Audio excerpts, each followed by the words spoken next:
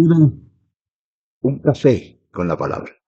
Bienvenidos a este espacio en el que podemos leer el texto bíblico y hacer una pequeña reflexión sobre el mismo.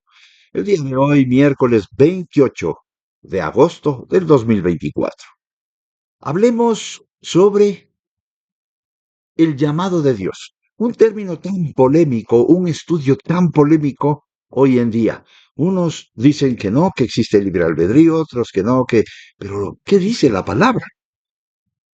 Abruma darse cuenta de que el Dios del universo, ese Dios tan grande, el único Dios y creador de todo lo que hay, de lo visible y de lo invisible, haya escogido llamar a cada creyente a una relación personal y muy especial consigo mismo.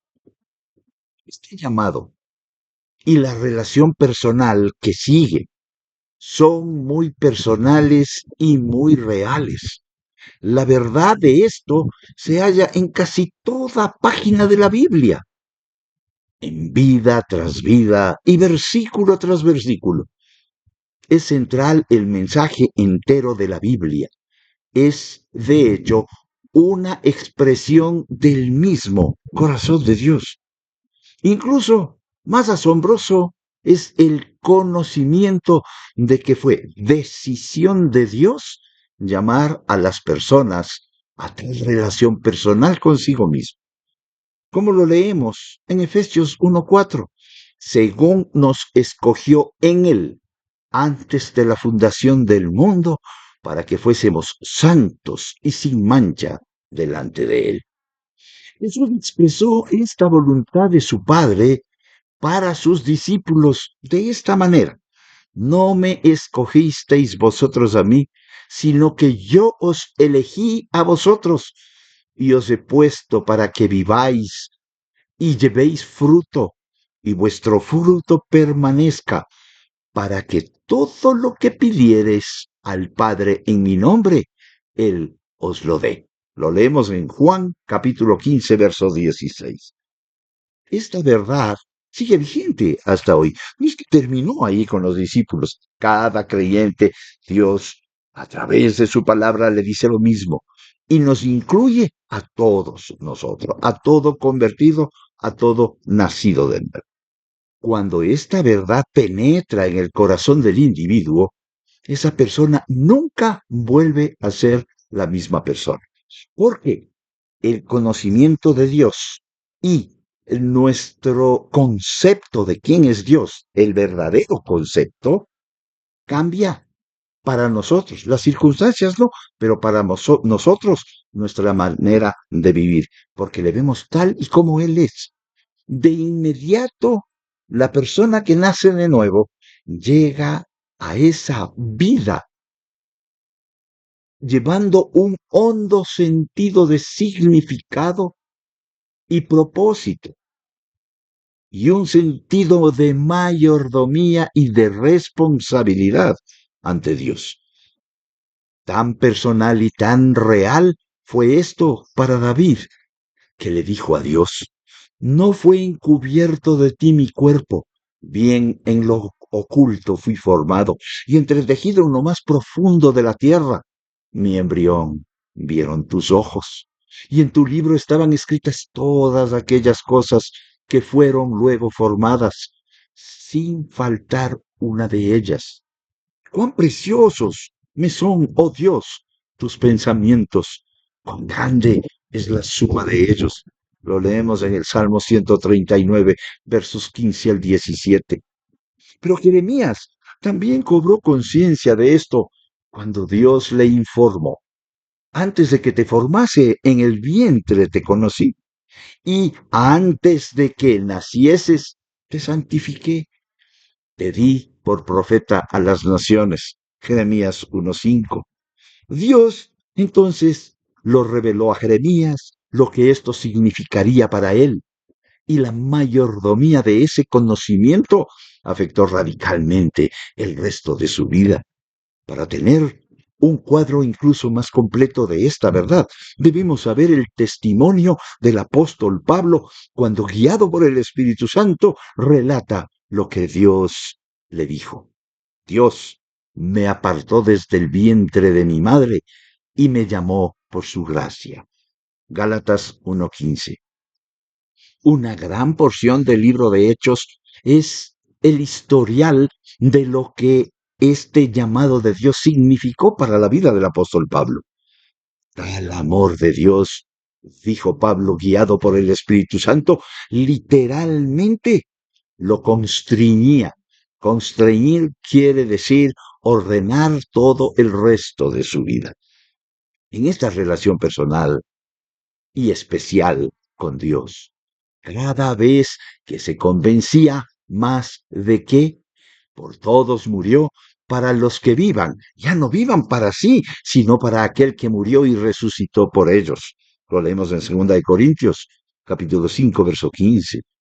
Pablo, más tarde, seguía siendo guiado por el Espíritu Santo para poder expresar lo que esto significaba para su vida, al decir, pero por la gracia de Dios soy lo que soy, y su gracia no ha sido en vano para conmigo.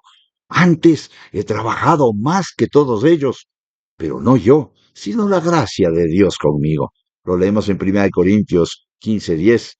Y según esto, expresando de este modo su enorme sentido de responsabilidad ante Dios por tal amor hacia Él. Por esto, el sentido del llamamiento y de la responsabilidad no tuvo que ser algo limitado al Nuevo Testamento y a unas pocas personas especiales. A todo creyente se le considera llamado por Dios o escogido por Dios o apartado por Dios y para Dios. Veamos estos siguientes pasajes y solo los enumeremos. Romanos 1:5-7. Por medio de quien hemos recibido la gracia y el apostolado para promover la obediencia de la fe entre todos los gentiles, por amor a su nombre, entre los cuales estáis también vosotros, llamados de Jesucristo, todos los amados de Dios que están en Roma, llamados a ser santos. Gracias a vosotros y paz de parte de Dios nuestro Padre y del Señor Jesucristo. 1 Corintios 1:1 y 2.